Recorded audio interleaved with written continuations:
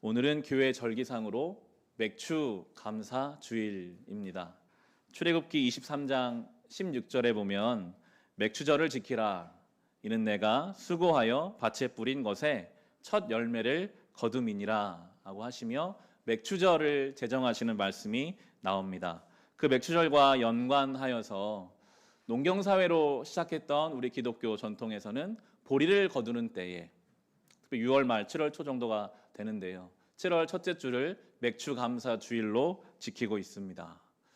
도시화가 된 지금 우리에게 보리를 거두는 일은 피부에 와닿지 않지만 이 맥주절의 의미를 우리가 생각해 볼 때는 지난 6개월을 하나님 앞에 돌아보며 감사하고 다시 주신 새로운 하반기를 결단하여 보내는 저에게는 참 좋은 절기인 것 같아요. 돌아보면 하나님의 은혜다. 앞으로 남은 하반기도 주님 나와 동행하여 주세요라는 마음으로 우리가 이 절기를 보낼 수 있습니다. 신앙은 거기에 강점이 있는 것 같아요. 하나님 앞에 서서 지난 날을 돌아보고 반성하고 감사하고, 그리고 우리가 내일 일을 전혀 알지 못하지만 하나님이 동의하신 분이시기에 하나님이 또 나를 이끌어 주시겠지. 여전히 문제가 있죠. 여전히 우리 삶에 해결되지 않는 갈등이 있습니다. 그러나 돌아보면 하나님이 그때를 지나오게 하셨으니 앞으로 나의 삶을 주님 다 동행하여 주실 거야 라는 결단하며 우리가 이 예배를 통해 새로운 하반기를 시작해야 하겠습니다. 그런데 우리 교회는 지금 주일마다 창세기를 따라가고 있는데 오늘 설교의 제목은 감사와는 좀 어울리지 않는 이삭의 흉년입니다. 본문 내용도 그렇습니다. 이 감사의 예배의 날에 이 본문을 만나게 하셨다고 저는 믿거든요. 한 주 동안 이 본문을 묵상하면서 우리가 이 이삭의 흉년을 통해 감사의 의미에 대해서 무엇이 주님이 기뻐하실 감사인가 생각할 수 있겠다라고 묵상해 보았습니다. 흉년이라는 것은 창세기에서 참 중요하게 다루어집니다. 창세기 12장부터 마지막 장 50장까지 아브라함의 자손들 이야기거든요. 아브라함, 이삭, 야곱, 요셉 4명의 족장이라고 부르는데 이 4사람의 인생이 하나님께서 어떻게 이끌어 가시는가로 우리에게 믿음을 가르쳐줘요. 그런데 이 4사람 인생 모두 다 흉년이 있습니다. 아브라함도 흉년을, 오늘 이삭도 흉년을, 야곱과 요셉까지 다 하나같이 인생의 흉년을 하나님이 만나게 하세요. 이 당시 흉년은 비가 안 오는 것이니까요. 비의 주관자는 하나님이시잖아요. 어떻게 생각해 보면 그 흉년을 하나님이 그의 인생에 허락하셨다라고도 볼 수 있죠. 창세기의 가장 마지막에 나오는 인물 우리가 살펴보겠지만 요셉 같은 경우에는 그가 젊은 시절 많은 연단을 겪고 나서 훈련을 겪고 나서 흉년을 만납니다. 그러니까 그는 그 흉년의 때에 원래 많은 사람들이 죽음과 배고픔 앞에 사로잡힐 수밖에 없는 그 흉년의 때에 하나님은 훈련된 사람 요셉을 통해서 그 흉년의 때의 죽음을 생명으로 바꾸세요. 그래서 요셉은 창세기에서 예수님의 모습을 닮아 있다라고 평가되고 있는데, 그렇게 훈련된 사람은 흉년의 때에 그것을 잘 이겨내는 경우가 드물게 있으나 나머지 3사람 아브라함도 이삭도 야곱도 흉년이 다가오면 당황해요. 상황의 어려움은 그 사람의 영적인 중심까지 흔들어 버려요. 그게 일반적인 우리의 모습인데 오늘 이삭은 그런 모습 우리에게 보여줍니다. 1절 말씀을 다시 보시겠습니다. 창세기 26장 1절을 제가 읽겠습니다. 일찍이 아브라함 때에 그 땅에 흉년이 든 적이 있는데 이삭 때에도 그 땅에 흉년이 들어서 이삭이 그랄에 블레셋 왕 아비멜렉에게로 갔다. 아브라함 때에도 흉년이 있었는데 이삭 때에도 지금 흉년이 왔다. 성경은 분명히 말하죠. 아브라함은 은혜 받은 사람이잖아요. 이삭은 놀라운 축복의 아들이죠.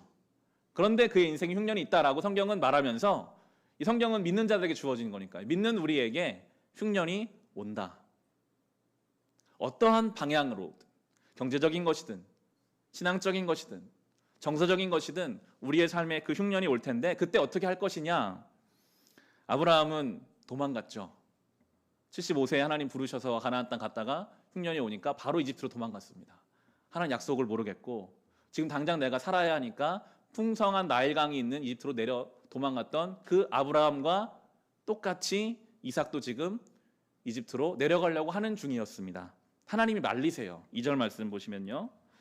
주님께서 이삭에게 나타나셔서 말씀하셨다. 이집트로 가지 말아라. 내가 너에게 살라고 한 이 땅에서 살아라.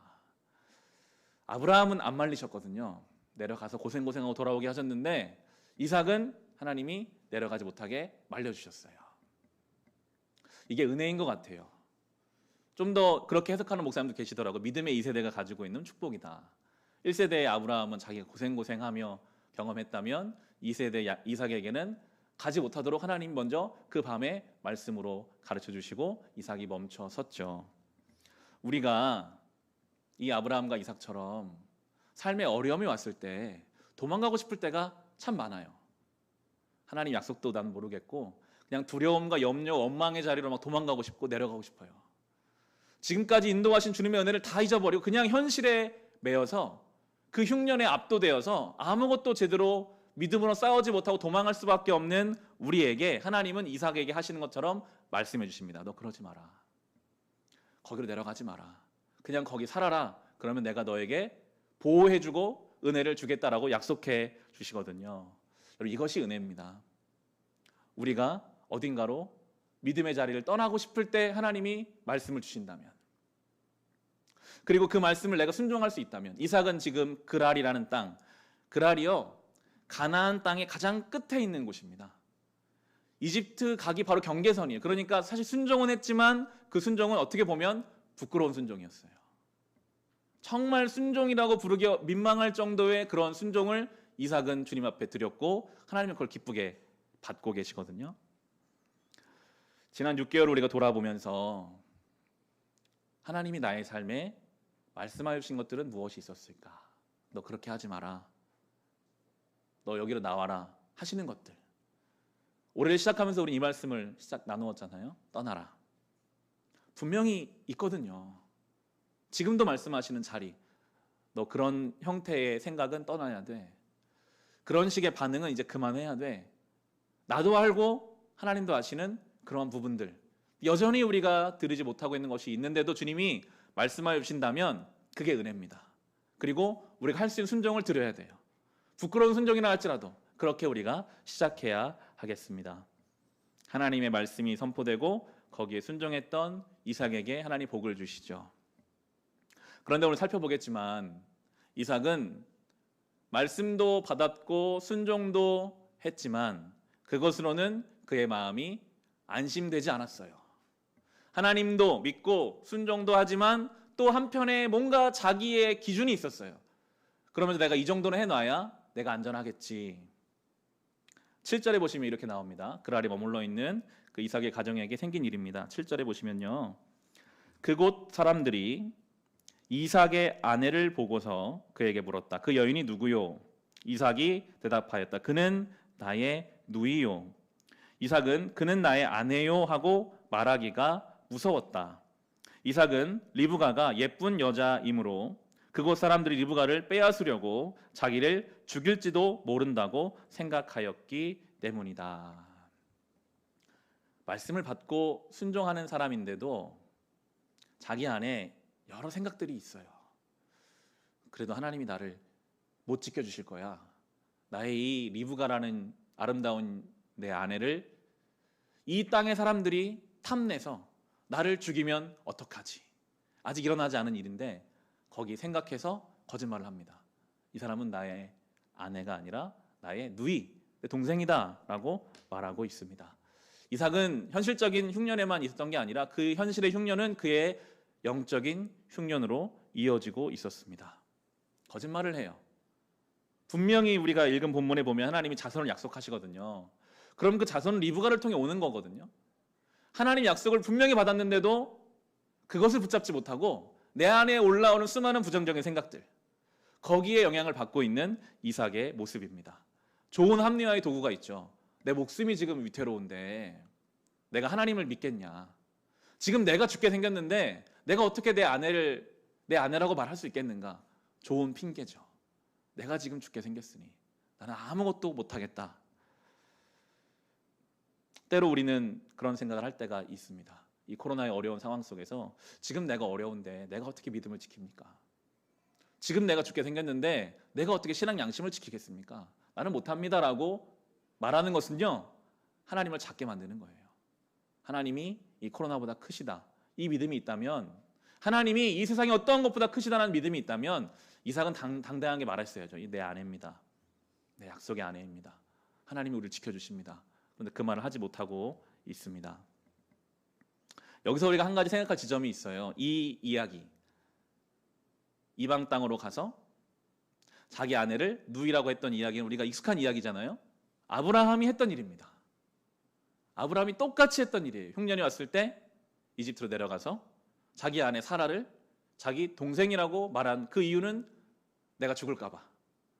그런 핑계를 댔던 아브라함 모습이 그대로 나타나고 있습니다. 성경은요, 두 사건의 연관성을 직접적으로 말하고 있지는 않으나 동일하게 배치하고 언급함으로 뭔가 이 아버지와 아들의 사건이 연관되어 있음을 우리에게 말해주고 있습니다.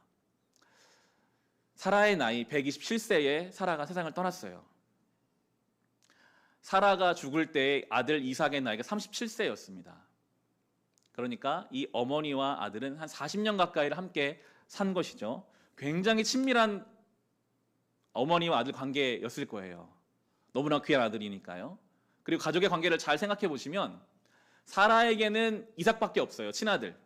이삭에게도 자기 엄마밖에 없죠. 아주 밀접한 관계인데 아브라함도 물론 이삭을 사랑했지만 아브라함은 아들들이 많았잖아요. 이미 떠났지만 하갈과 이스마엘도 있고 연락은 계속 되고 있었거든요. 그리고 우리 살펴본 것처럼 그두라라는 여인을 통해서 아들이 6명이나 더 있었습니다. 그러니까 아브라함은 이삭도 사랑하고 사라도 사랑하지만 다른 곳에도 더 마음 둘 때가 많이 있었어요. 저는 그런 묵상과 상상을 해봤습니다. 어느 날 아브라함이 다른 아들, 다른 아내에게 가서 보내는 그날 밤에 사라가 속상한 마음을 갖고 있지는 않았을까. 그래서 이삭 일로 와봐라. 너희 아버지가 믿음의 사람 같지? 대단한 사람 같지? 옛날에 너 태어나기 전에 75세 때 우리가 말씀 받아서 가나안 땅 왔을 때 흉년이 왔고 그때 우리가 이집트로 내려갔는데 글쎄 너희 아버지가 나를 아내라고 말도 못하고 누이라고 했다.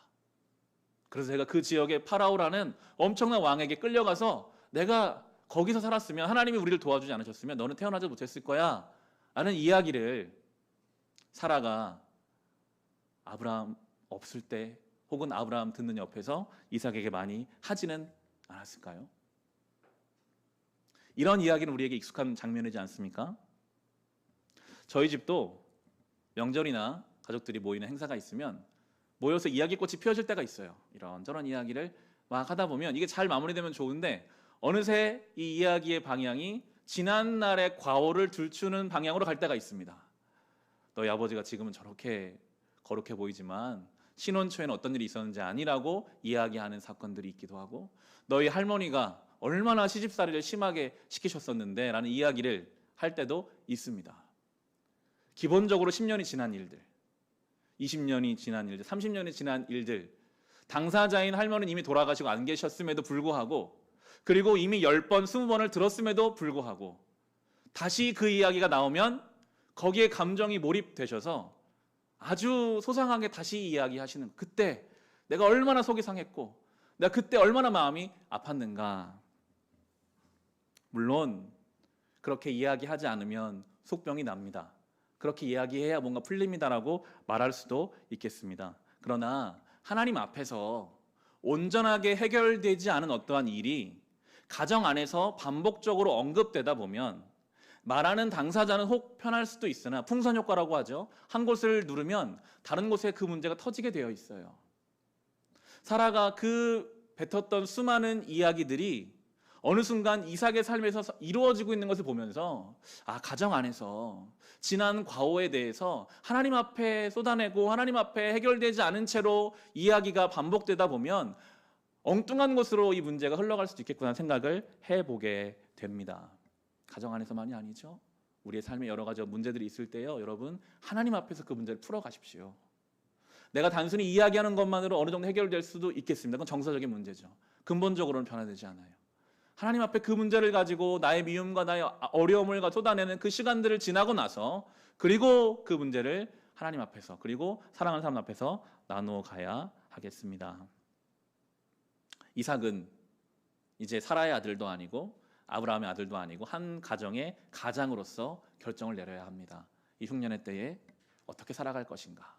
근데 그때 그가 내린 결정에는 그 어머니로부터 들었던 혹 전에 들었을 만한 그런 이야기, 그리고 하나님의 약속의 말씀이 아니라 내 안에 들어오는 생각들, 내가 내 아내 때문에 죽으면 어떡할까, 이 아름다운 아내를 빼앗아가면 어떡할까, 거기 영향을 받아서 결정을 내리고 있었습니다. 그런데 그의 상상대로 이루어지지 않았죠. 하나님은 훨씬 더 이삭을 보호해 주셨고요. 그 땅의 사람들은 그렇게 폭력적이지 않았습니다. 이어지는 8절부터 11절 말씀입니다. 이삭이 그곳에 자리를 잡고 산 지 꽤 오래된 어느 날, 블레셋 왕 아비멜렉은 이삭이 그의 아내 리브가를 애무하는 것을 우연히 창으로 보게 되었다. 아비멜렉은 이삭을 불러들여서 나무랐다. 그는 틀림없이 당신의 아내인데 어쩌려고 당신은 그를 누이라고 말하였소. 이삭이 대답하였다. 저 여자 때문에, 제가 혹시 목숨을 잃을지도 모른다고 생각하였기 때문입니다. 아비멜렉이 말하였다. 어쩌려고 당신이 우리에게 이렇게 하였소. 하마터면 나의 백성 가운데 누군가가 당신의 아내를 건드릴 뻔하지 않았소. 괜히 당신 때문에 우리가 죄인이 될 뻔하였소. 아비멜렉은 모든 백성의 경고를 내렸다. 이 남자와 그 아내를 건드리는 사람은 사형을 받을 것이다. 성경은 꽤 오랜 동안 그 집이 안전했다라고 이야기합니다. 이삭이 거짓말하지 않았어도 안전했을 거예요. 그 땅의 사람들은 얼마나 양심적인지 그 땅의 왕이 바로 불러서 말하죠. 아니, 남편이 있는 아내를 건드릴 뻔한 큰 죄를 우리가 지을 뻔하게 왜 만들려고 했냐? 이삭이 상상한 것처럼 그 땅의 사람들이 폭력적이거나 남편이 있는 아내를 데려오고 남편을 죽일 만한 사람이 전혀 아니었어요. 그런데도 이삭은 혼자 상상했던 것이죠. 우리가 마음을 기울여야 할 지점은 하나님과 하나님이 하신 일에 대한 감사와 하나님이 하실 일에 대한 기대인데, 우리가 마음을 하나님께 기울이지 못하고 다른 곳에 마음을 기울여서 염려와 묵상과 일어나지 않은 일에 대한 근심에 자꾸 마음을 기울이다 보면 이삭처럼 됩니다. 하나도 일어나지 않았는데 일어날 것 같은 그 일 때문에 말도 안 되는 길을 걸어가게 되는 것이죠. 그런데 하나님은 이 이삭을 순간순간 보호해주고 계세요. 하나님이 이 가운데 함께 하심을 우리가 누릴 수 있습니다. 왜 하나님은 이 이삭을 보호해 주실까요? 분명히 밝히시죠. 아브라함 때문에. 이미 허락된 약속 때문에 이 이삭을 보호하셨고, 그리고 이삭이 하나님 말씀대로 순종해서 그래도 그 아래 머물렀기 때문에 하나님이 이삭을 보호해 주셔서, 바로 이어지는 12절은 이렇게 나옵니다. 이삭이 그 땅에서 농사를 지어서 그 해에 100배의 수확을 거두어 드렸다. 주님께서 그에게 복을 주셨기 때문이다. 복 받을 일을 하지 않은 것 같은데, 비겁하고 믿음이 없고 너무나 인간적인 사람인 것만 같은데, 하나님은 그럼에도 그 이삭의 부끄러운 순종을 받아주셨고요. 이미 허락된 아브라함의 약속 때문에 그에게 100배의 결실을 맺게 하시고, 우리가 다음 주 살펴보겠지만 이 일로 인해 이삭은 많이 성숙하고 달라져 가게 됩니다. 우리는 이 말씀 앞에서 이삭처럼 하나님 말씀하신 그 자리에 힘써서 머물러 있어야 됨을 깨닫습니다. 비록 우리의 순종이 정말 순종과 불순종의 경계에 있는 부끄러운 모습이라 할지라도, 그럼에도 이미 허락된 예수 그리스도의 약속이 우리 안에 있고 우리가 할 수 있는 순종을 주님 앞에 드릴 때 주님은 그것을 받아서 100배의 결실을 허락해 주시는 분이십니다. 이 흉년, 코로나의 때와 잘 연관되죠. 오늘 기도도 해주셨지만 우리 성도들 중에서는 여러 가지 모양으로 이미 흉년을 경험하는 분들이 많이 있음을 듣게 됩니다. 경제적으로, 정서적으로, 신앙적으로, 관계적으로 다양한 흉년을 우리는 복합적으로 경험하고 있습니다. 그때 우리는 어떻게 살아야 할까요? 이삭처럼 도망가야 할까요? 일어나지 않은 많은 일들을 먼저 끌어다가 염려하며 그것에 영향을 받아 믿음을 버리는 사람이 되어야 할까요? 우리는 의지적으로 하나님 말씀 앞에 머물러 있기를 힘써야 합니다. 어떻게든지 내가 할 수 있는 순종을 주님 앞에 드릴 때 주님은 우리를 보호하시고 우리의 그 순종을 들어서 풍성한 열매를 허락해 주실 것입니다. 그래서 시작된 우리가 날마다 시편이라는 특별 새벽기도 한 주를 지났는데요. 참 좋은 것 같아요. 날마다 어떻게든지 내가 말씀 안에 머물려고 노력하는 그 시간들. 특히 우리가 요즘 묵상하고 있는 시편 138편부터 145편까지는 다윗의 시편입니다. 다윗이라는 한 인생과 시편을 연관해서 날마다 묵상하면서 우리에게 큰 힘이 되는 것을 경험하는데, 오늘 시편을 보면서 이제 결론을 내도록 하겠습니다. 시편 138편을 한번 가보겠습니다. 우리가 머물러야 할 하나님의 약속의 말씀들. 우리는 이 흉년의 때에 눈에 보이는 현실과 상황보다 허락된 말씀 안에 머물러야 하는데, 우리에게 주시는 말씀은 어떤 말씀일까요? 시편 138편입니다.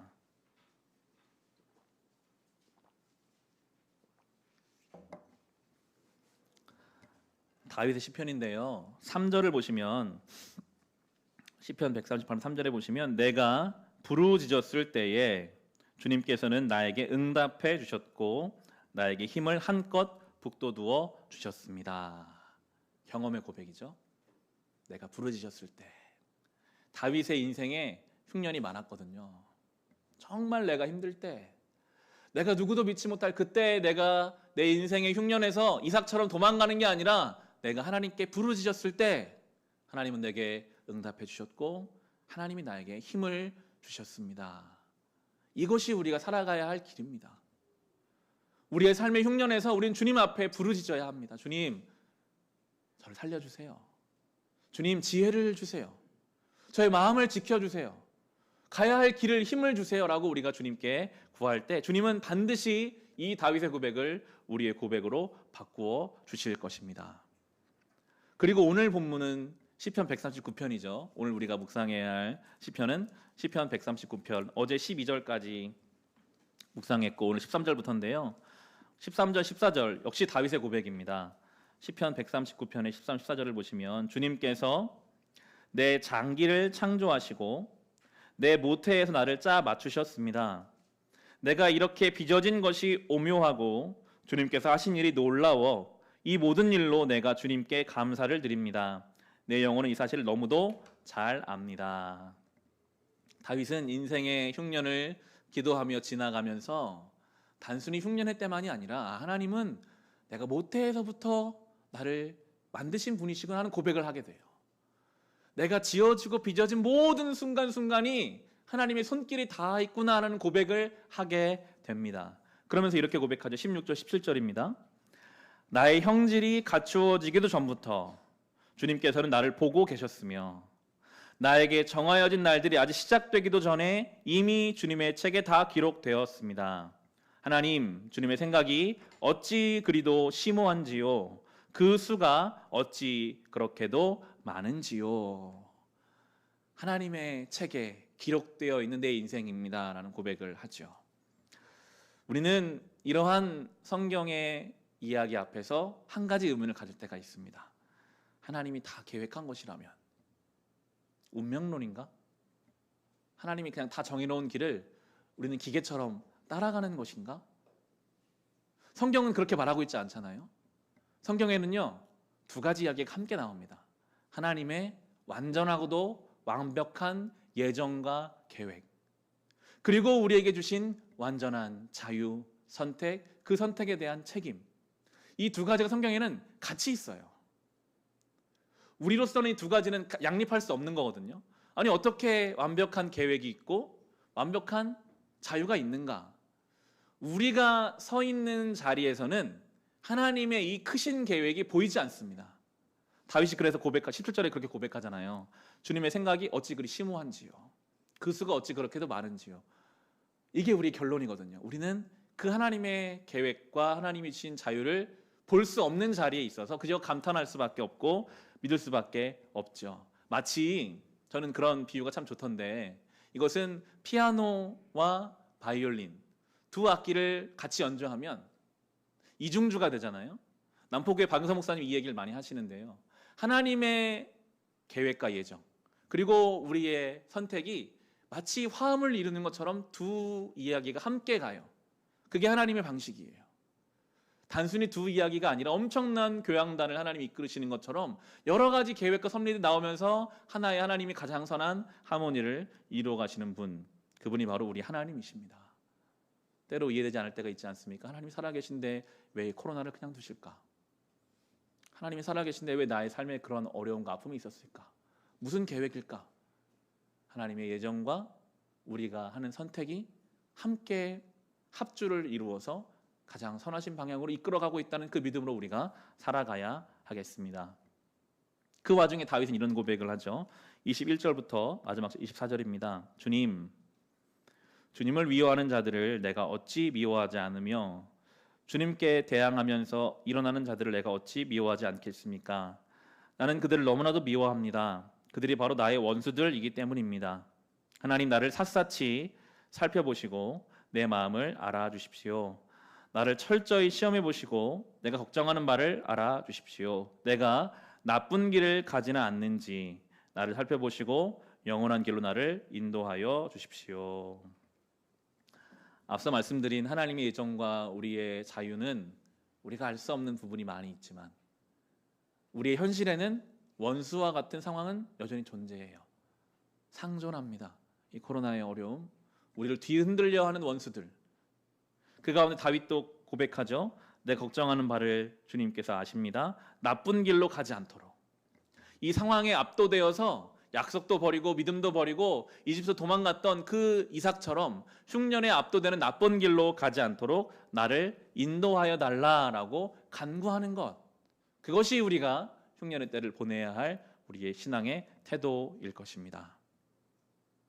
말씀을 이제 마칩니다.